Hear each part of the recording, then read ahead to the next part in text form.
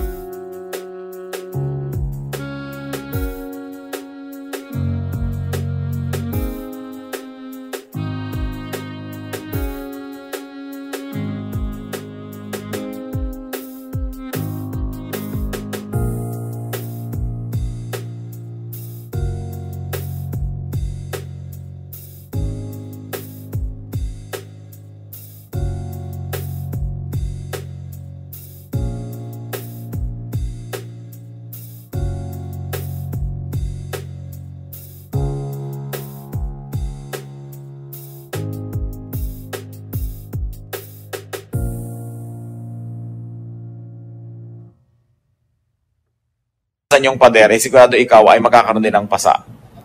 Acts 27:14-15. Before very long, a wind of hurricane force, called the Northeaster, swept down from the island. The ship was caught by the storm and could not head into the wind, so we gave way to it and were driven along. Yan ang sinasabi ng mga misyonero naglalakbay. Kahit misyonero ng Diyos, kahit Diyos ang nagpapadala sa kanila sa misyon, sila may naaanod at nadadali ng malakas na hangin. Kaya marunong din sila dapat sumilong at ipagpaliban, maging ang misyon kung may bagyo. Hindi mo pinagbababangga ang hindi mo dapat banggain. Jonah 1:12-13, nung napakalakas ng bagyo at halos ay lumubog ang barkong sinasakyan nila dahil siya ay lumalayo sa inuutos ng Diyos, sabi niya, "Pick me up and throw me into the sea." He replied, "And it will become calm. I know that it is my fault that this great storm has come upon you." Instead, the men did their best to row back to the land, but they could not, for the sea grew even wilder than before. Lumalaban sila sa makapangyarihan, kahit anong pagsagwan ang gawin nila, hindi nila madala sa pangpang ang kanilang sasakyang dagat, sapagkat lumalaban sa force. Able captains and able sailors use, not fight, the wind.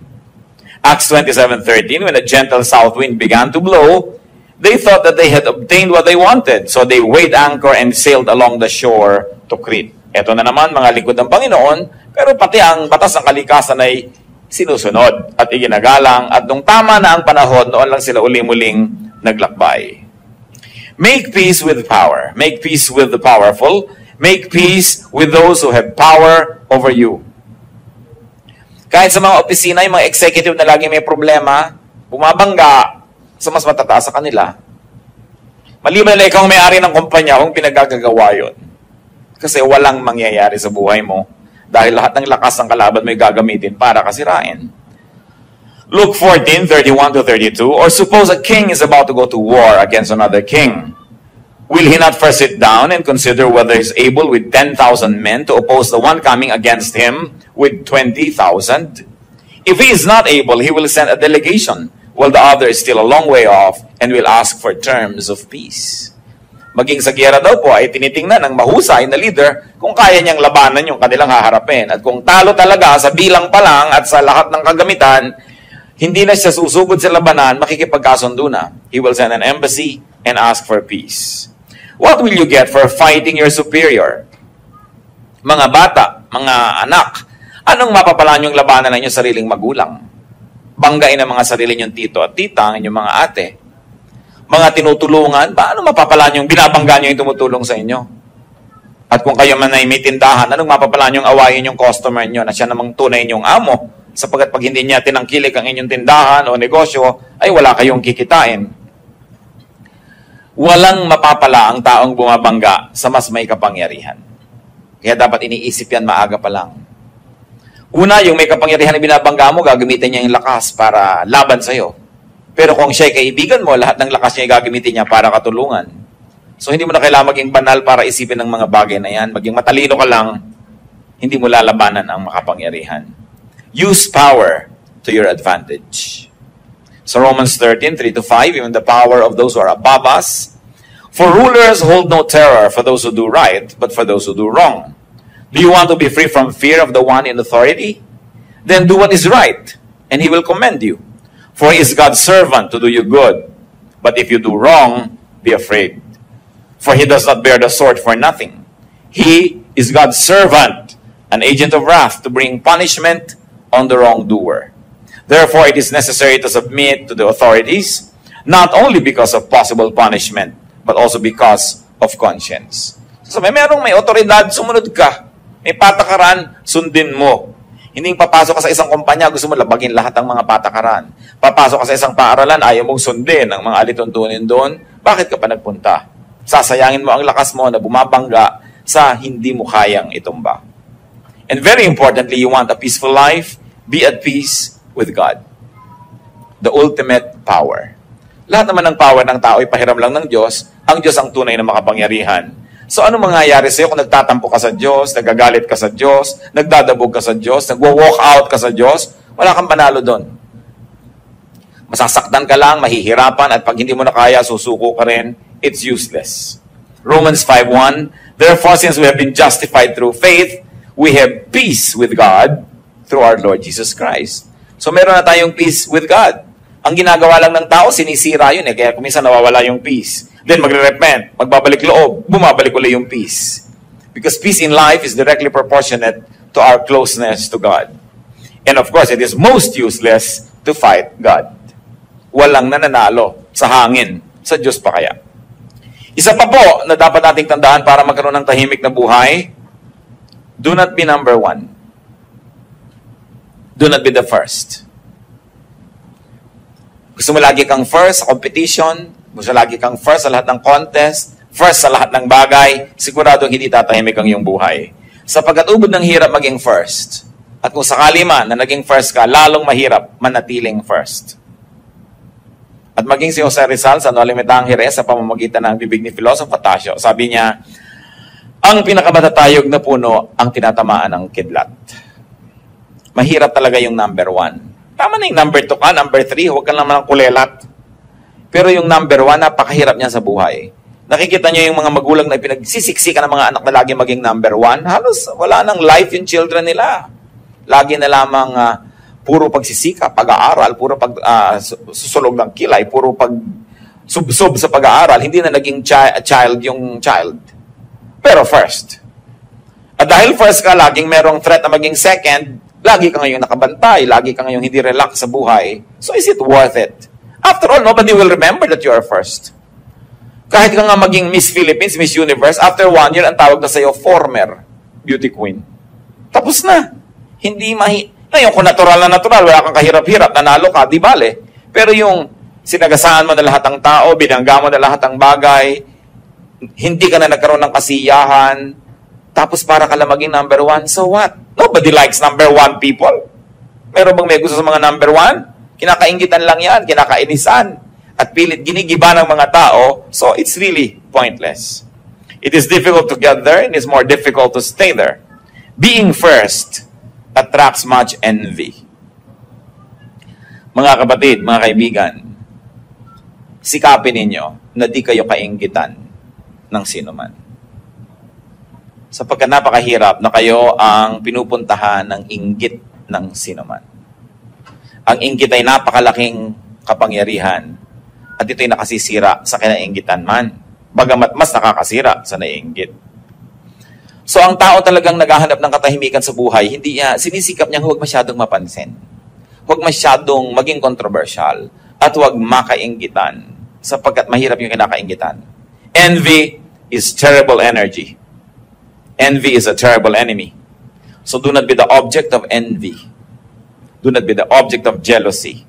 It means, don't try to be number one. Well, as I said, if you could be number one effortlessly, then it happens naturally. Wala kang magagawa. Talagang likas ka number one. Pero para patayin mo ang sarili mo, para kainggitan ka lang ng iba kung lumaon at sirain kang pilit, para ano? Sayang lang. Nakita nyo si Joseph, the dreamer, paborito ng tatay niya, nakakainis na mga kapatid. Ano nangyari? Itinapon sa balon, ibinenta bilang alipin. Nasa Genesis 37 yan. So, while you don't want to be the first, do not be the last. Do not be the least. Wala ka rin katahimikan pagka ikaw yung kulelat. Kasi ikaw naman yung aapihin ng lahat. Ezekiel 22:29, the people of the land practice extortion and commit robbery. They oppress the poor and needy and mistreat the alien, denying them justice. So hindi naman dapat mangyari sa'yo yun. Dapat may katuturan naman na yung buhay, may accomplishment ka, bagamat di ka number one. Pero meron ka namang papel sa buhay, kaya hindi ka naman kakawawain ng kapwa mo. Dahil mahirap ding magkaroon ng kapayapaan kung ikaw yung kulelat, kung ikaw yung api. You want peace in life? Set your own personal rules and standards in your life. Aside from God's law, which you all must observe, and aside from legal law, which every citizen of a country must observe, develop and stick to your personal standards. Hindi sabihin, ay, kailangan tayo maghanda, birthday mo, kasi kaugalian. Kung ayaw mo maghanda, huwag kang maghanda. Huwag mong pilitin ang sarili mo. Gumawa ka ng sariling batas ng buhay mo. Basta hindi mo nilalabag yung batas ng bayan at batas ng Diyos. Huwag mo sinusunod yung mga batas ng mga tao kung ito'y hindi hiyang sa'yo, hindi likas at hindi bagay. Kailangan magkaroon ka ng lakas ng loob na gumawa ng sarili mong pamantayan kung ano ang mabuti, kung anong marapat at kung paano ka mamumuhay. Hindi mo pinipilit na makipaghabulan sa iba, makipag-contest. Hindi mo pinipilit na makipagpataasan. Hayaan mo silang mapagod, pero meron kang sariling speed. Para rin yan ng kotse, naglalakbay kayo, may nauuna, ang bilis-bilis, hirap na hirap ka maghabol. Subukan yung huwag kayong maghabol, hihintayin din kayo nun. No? So bakit mapapahirapan ang iyong buhay? Kita niyo yung mga nagtatago na walang naghahanap, lumalabas din mag-isa. Mainit yun. Ang hirap-hirap magtago, walang humahanap sa'yo. So kung hindi siya mahanap, huwag nyo hanapin. Bakit ninyo papahirapan ninyo sa sarili? Tatandaan nyo, ang gusto ko lang na bigyan ng diin, igalang lang natin ang batas ng Diyos, batas ng bayan. Yung ibang batas ng buhay nyo, bahala kayo doon. Sa loob ng bahay nyo, kung gusto nyo 3 butil ng bawang ang ginisa, 3. Kung sabi ng biyan nyo, 5. Kung wala siya, hindi kayo nakikitira sa bahay niya, gawin yung 3. Pero nakikitira kayo, gawin yung 5. Ha? Siyempre, kung sining may bahay, siya yung reyna doon. So, kailangan, meron kang batas sa buhay mo, hindi yung si ganun, si ganyan, si ganyan. Naghahabol ka tuloy. Have your own personal world where you are comfortable, where you are the ruler, where you are full. Do not play catch up. Yung pinipilit lamang makahabol sa iba, lagi na lang yan pagod. Sabi ni Solomon sa Ecclesiastes 4:4, and I saw that all labor and all achievements spring from man's envy of his neighbor. This too is meaningless, a chasing after the wind. Marami na tao nagsisikap lang, hindi naman dahil talagang gusto nila yung pinagsisikapan nila eh.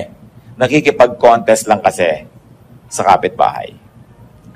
So nagpapalakihan ng bahay na ipinapagawa, kaya walang tigil ng kahihingi doon sa OFW na kamag-anak. Nagpapalakihan ng TV, nagpapalakasan ng sound system, no? Nagpapagandahan ng cellphone. Sabi, maraming ginagawa ang tao, hindi dahil talagang gusto niya, meron lang siyang ka-contest. So why do it? Hayaan nyo nga na kasing laki ng bahay ang TV niya, di mapapanood nyo pa libre. Okay, nakikipag-contest. Mapapagod lang kayo. You want peace in life? Know and move according to time. Lahat po ng bagay may panahon. Kawayan man, pag hindi mo tinataga sa panahon, may bukbok lagi yung kawayan. Kahit yung furniture na gagawa sa kawayan, pag hindi tinaga ng mga times of December yan, January, may bukbok lagi. Kasi wala sa panahon ng pagputol. Lahat ng bagay may panahon. Ecclesiastes 3 nga sabi, for everything there is a season and a time for every matter under heaven. So beat with the rhythm of the universe. Pag may gagawin kayo, tama ba yung timing? Mararamdaman nyo naman eh. Hindi para kang bata na pinangakuan ka na bukas pupunta kayo, kakain kayo sa fast food, at kahit bukas may sumabog na bomba, may nalaglag na eroplano, nag-brown out, nagkaroon ng coup, nagkaroon ng revolusyon, ipagpipilitan mo pa rin, kakain tayo, sabi mo. Naiba na yung time, hindi bagay yung time. No? So dapat mahalaga ang tayo nakikinig sa oras. May oras ang ginagawa ng tao. May oras kung kailan ka magsisikap, may oras na nagpapahinga ka, mayroong oras na nagbibigay ka na lang, di ka na lang kumikibo, may oras naman na iginigiit mo rin yung gusto mo. Ang taong hindi marunong mag-timing ng ginagawa niya, ang gulo ng bunga, ang gulo ng buhay. Kung makikinig kayo sa Espiritu ng Diyos, makikinig lang kayo sa inyong kalooban, malalaman niyo yung tamang timing. At ano yung pamantayan dyan? Madali, maluwag, maginhawa. Kahit sa biglang tingin, mahirap yung gagawin. Pag tama ang timing, nagiging madali. Tahimik na buhay, mga kapatid, be debt-free. Hindi ko lang alam kung posible pa sa napakaraming tao ngayon itong ganitong bagay, pero ang payapang buhay kung wala kang utang. Mahirap yung may utang eh. Lalo may interes ang utang mo. Tuwing tumitiktak ang orasan, lumalaki ang iyong utang. Matutulog ka ngayong gabi, 10,000 yung utang mo. Pag-ising mo bukas, 10,500 na yon. Paano ka hihimbing? Naliligo ka, kumakain, nagpapahinga, nagiging 10,100 na, nagiging 2,000 na. Hindi ka mapapahinga. Kaya mga kapatid, hindi ipinapangutang ang party. Hindi ipinapangutang yung mga debu-debu. Na kahit ang baba-baba ng kisame, may chandelier, nagkakauntok-untok katuloy. Ang mga klaseng dramang bukid dyan. Mga dramang third world. No? Yung pinipilit kay laki-laking hagdan, ang liit naman ng bahay. Ang liit-liit ng sala, mga upo, ang pangkaharian ng mga reyna ang mga upuan. This is not fitting. Kung minsan ang tao hindi namumuhay ng ayon sa kanyang kaya, nagkakautang-utang tuloy. No? Pinipilit magpaaral sa sobrang mamahal ng mga paaralan, hindi naman kaya. Anong magagawa mo? Kakanda utang-utang ka. Although, yung pagpapaaral naman is good investment.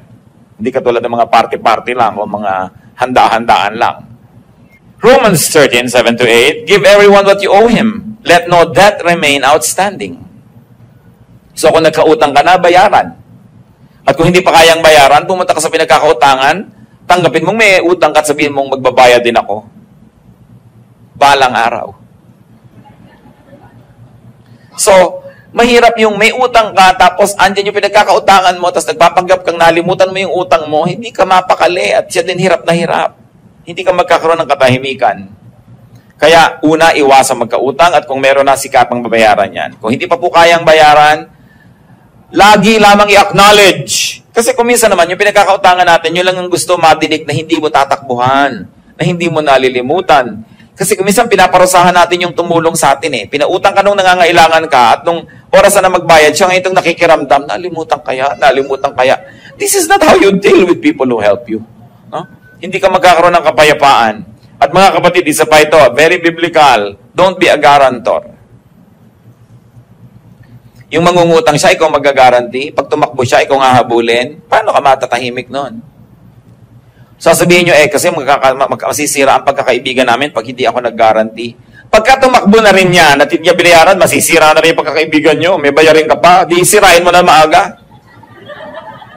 Wala ka pang utang. Dahil ang dami na magkaibigan nagkasira dahil dyan. 99% magkakasira kayo. Ngayon, kung ayaw nyo akong pakinggan, siguro naman makikinig kayo sa salita ng Diyos. Proverbs 6:1-5.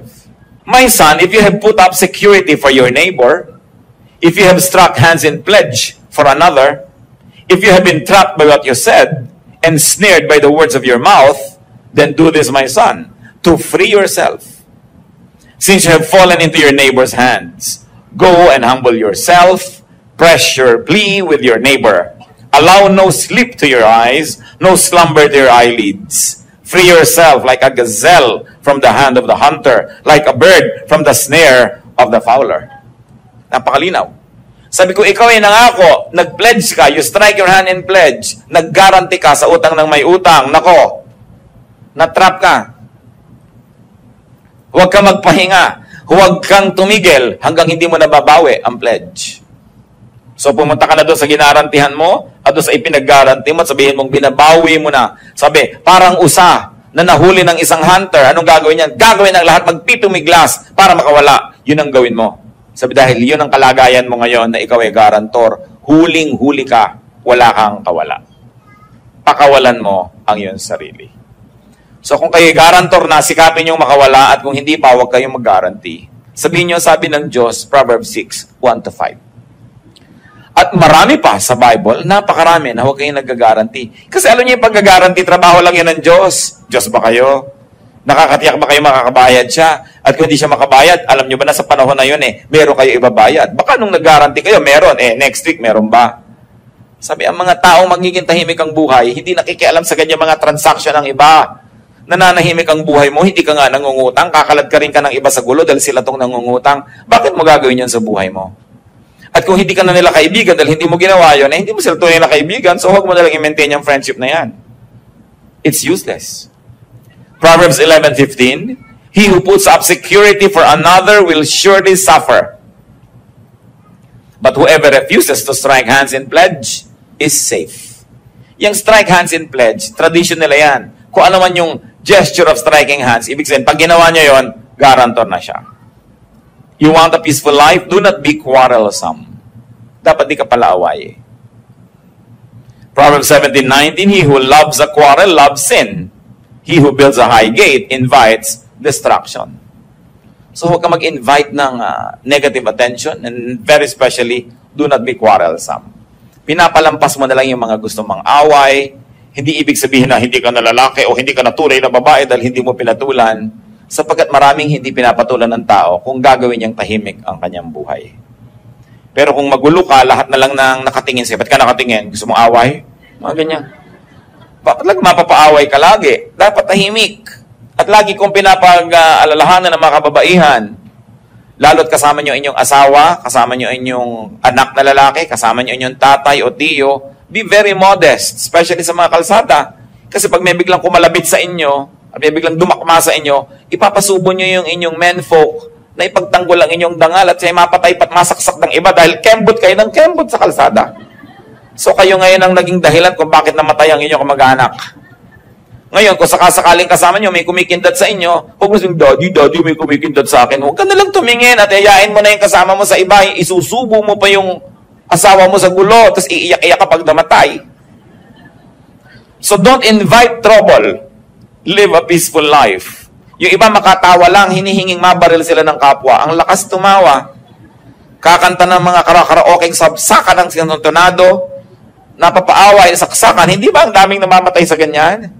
Mga uri ng pamumuhay na nang-a-attract ng gulo. Alam nyo, liban na lang kayo on duty, may trabaho kayo. Kung nasa labas pa kayo ng bahay after 10 p.m., ang totoo na naghahanap kayo ng gulo. Dahil wala na kayong mahahanap na kapayapaan pagkalampas ng oras na yon. Lahat na ng mga lasing, mga desperado, yung mga mandurukot na wala pang nadukot gabi na, kahit mata nyo, dudukutin na rin yan dahil wala nang maiuwi Pakalat-kalat pa kayong gabi na. 5 na lang duty nyo talaga, trabaho nyo, wala kayong magawa. Pero yung nakakalat ka dyan kung saan-saan, naghahanap ka ng gulo. Lalong-lalo halimbawa, ang mga asawang palaaway. Sabi sa Proverbs 21:19, better to live in the desert than with a quarrelsome and ill-tempered wife. Matututong makisama sa inyong asawa, makitungo. Hindi niyo na ba alam kung kailan kayo dapat kumibo at hindi? Hindi niyo na ba alam kung kailan kayo dapat magbigay? Yung ano ba yung bagay na hindi niya isusuko, so ibigay niyo na lang? At yung bagay na hindi niya naman isusuko, ibigay niya sa inyo? Pagka more than 5 years na kayo mag-asawa at hindi pa kayo tumitil magbangayan, maghiwalay na kayo. Wala kayong pag-asa. Ngayon, kung ayaw nyo maghiwalay ng todo, gawan nyo ng paraan yan, ayusin yung buhay nyo. Dahil alam nga naman, hanggang tumanda kayo, awayan kayo ng awayan. Alam nyo ba yung hirap ng loob ng mga anak pag nag-aaway ang mga magulang? Lalo mga maliliit pang bata, akala nila maghihiwalay forever. Hindi naman nila kasi alam ang mga trabaho ng matatanda. No? Akala nila magigiba na yung pamilya nila. Sobrang insecurity. Kaya sinasabi ko yan, siguro first 2-3 years, nag-a-adjust pa kayo sa isa't isa, nag-aaway kayo. Pero kung hanggang 5, 7, 10 years, na pinag-aawayan nyo pa rin kung gaano dapat ka-asim ang sinigang, magsigang kayo ng dalawa. Pinag-aawayan nyo pa rin kung anong papanoorin nyo sa TV, magdalawa kayo ng TV o magbigayan kayo. Pinag-aawayan nyo kung electric fan ba, tatama sa inyo o hindi. Kisame ba o sa inyo? Gaano kalayo, kalamig ba dapat ang aircon kung meron kayong ganun? Kung pinag-aawayan nyo pa yon, I'm sure that you are not making any effort at all to adjust. Pinagkikiitan nyo inyong sarili, ganun din ang ginagawa ng kapwa, hindi na kayo tatahimik pa. You want a peaceful life? Like transcontinental trains, don't stop at every station. Dapat may pinapalampas. Maraming pinapalampas. Another way to have peace in life, be free from needless attachments. Sabi ng 1 Peter 2:16, live as free men. Huwag kayong magpaalipin sa maraming bagay. Yung hulugan, alipin ka niyan eh. Dami mong babayaran, no? Mga bisyo, naalipin ka niyan. Yung sali ka ng sali sa gulo ng iba, na-involve ka. Limit the things and limit the people that can affect you. Dapat konti lang. Pag may mga tao na lagi yung magte-text sa inyo, yung tatawag, yung darating may dalang gulo, ilimit nyo ang pakikitungo sa kanila. Kasi gulo ang dadali nila sa buhay nyo. Do not get involved in many things and in many issues. Kung minsan may nagte-text, hindi ka nasasagot. Magte-text pa, hindi ka sumasagot. Text pa ng text, hindi ka sumasagot. Sabi mo na, ang di ko pagsagot ay sagot. Ibig sabihin, ayoko makipag-text sa'yo. Gets mo? Hindi ka na nga sumasagot, hindi ka patitigilan, ano? So, diretso nyo na yung mga ganon. Kasi may mga tao talaga na nakakapagsisit na kilala mo. Meron. Yung mas lads. Ipagpagawa nyo doon ng bahay. Para tahimik kayo. Alam nyo yung mga magkakamag-anak na sobrang magkakalapit ang mga bahay? Nako, impyerno yan. Kung emergency, nagkakatulungan, pero hindi naman laging emergency. Kadalasan, nag-away yung mag-asawa, nakalipat na sa'yo. Mamaya, yung isa ang lilipat sa'yo, pinipilit ikaw ang kumampi sa kanya. Ang gulo-gulo. Alam niyo, mga kamag-anak should be near enough, but far enough. No? At kung mga magkakapatid, halimbawa, naisipin nyo magtumira kayo together in one compound, dapat may kanya-kanya kayong gate. Kung ayaw mo kausapin yung isa, dito sa kabila dumaan, di ka na oobliga. Kasi ang hirap-hirap na ayaw mo makita yung mukha niya, pero dadaan ka sa harap ng bahay niya. No? Naninigas ang leeg mo sa pagtingin sa halaman para hindi mo siya mapansin. Kung ganito ang kalagayan nyo at kakayanin nyo rin lang, set yourselves free. Why? Kahit may eternal life, in this world, you have only one life to live. Sayang ang buhay mo kung naubos sa consumption. Kung naubos sa inis. Kung naubos sa pagtitimpi. Hindi ganon ang disenyo ng Diyos para sa ating buhay. So, do not indulge in gossip. Kung merong pinakamabilis na daan para malagay sa gulo, sumali ka sa mga chismisan. Pag nagbarilan, isang bala para sa'yo. Pagka nagkademandahan na kasama,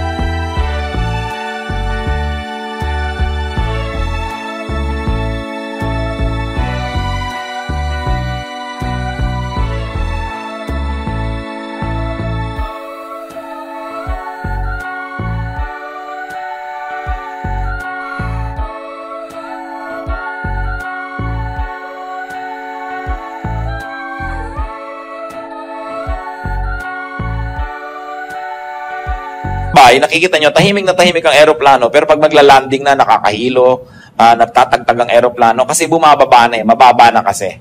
So, dapat mataas. Alam nyo naman siguro ang kahulugan ng talinghaga na yon. Tulad ng Panginoong Jesus, Mark 14:60-61. Then the high priest stood up before them and asked Jesus, "Are you not going to answer? What is this testimony that these men are bringing against you?"